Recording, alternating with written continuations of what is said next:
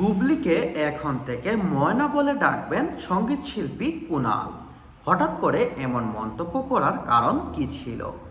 বাংলা সঙ্গীতের তরুণ প্রজন্মের জনপ্রিয় কণ্ঠশিল্পী কুনাল সিনেমার গান থেকে শুরু করে একক সঙ্গীত সবখানেই তার কণ্ঠ পেয়েছে শ্রোতার ভালোবাসা।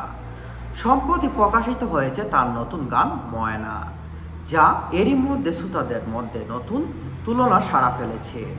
গানটি প্রকাশের মাত্র 4 দিনের মাথায় ইউটিউবের ট্রেন্ডিংয়ের তালিকায় উঠে এসেছে এই গানটি। সিনেমার গান নয়, তবে সিনেমার গানে যে আয়োজন থাকে তার চেয়ে কোনো অংশে কমতি ছিল না, বরং বেশি ছিল। শুধু কি আয়োজন, গানে পুরো টিমও সিনেমার মানুষ। বুবলি, জীবন, কুনাল, আসিফ ইকবাল, আকাশ সেন সবাই মিলে দারুণভাবে পরীক্ষিত। তাই ময়না হয়ে ওঠে যে সিনেমার গান। তবে এই গানের শুরুর গল্প কিন্তু ভিন্ন। এত বড় আয়োজনে গানটি তার কিছুই জানতেন না কণ্ঠশিল্পী কুনাল। তার ভাষ্যে গীতিকার আসিফ ইকবাল ভাইয়ের কাছে গানটি প্রথমবার শুনেই আমি হ্যাঁ বলে দিয়েছি।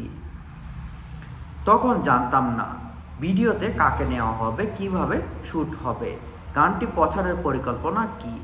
শুধু গানটির কথা আর সুর এত সুন্দর লেগেছে আর না বলতেই পারলাম না।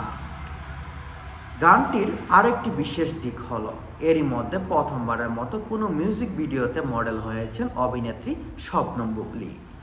এ প্রসঙ্গে কুনাল বলেন, বুবলি আমার গানেই প্রথমবার মিউজিক ভিডিও করেছে। এটা আমার জন্য আলাদা আনন্দের বিষয়।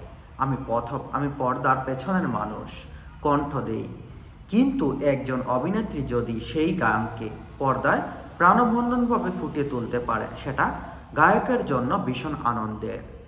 বুবলি দারুণ অভিনেত্রী, পাশাপাশি নাচেও অসাধারণ। তাই এই গানটির ভিডিও আরও উজ্জ্বল হয়ে উঠেছে। তাই বুবলির মতো অভিনেতাকে আমার গানে পেয়ে সত্যি আমি আনন্দিত। বুবলির সঙ্গে ব্যক্তিগত সম্পর্কের কথা জানিয়ে কুনাল তিনি বলেন, বুবলি আমাকে আপুই বলে ডাকে, আমিও তাকে বুবলি বলেই ডাকি। তবে এখন থেকে মনে হয় তাকে ময়না বলে ডাকতে হবে। কুনাল এর মতে ময়না গানটি অনেকগুলো প্রথম এর ঘটনা একসঙ্গে হয়েছে। এরই মধ্যে অন্যতম হলো চলচ্চিত্রের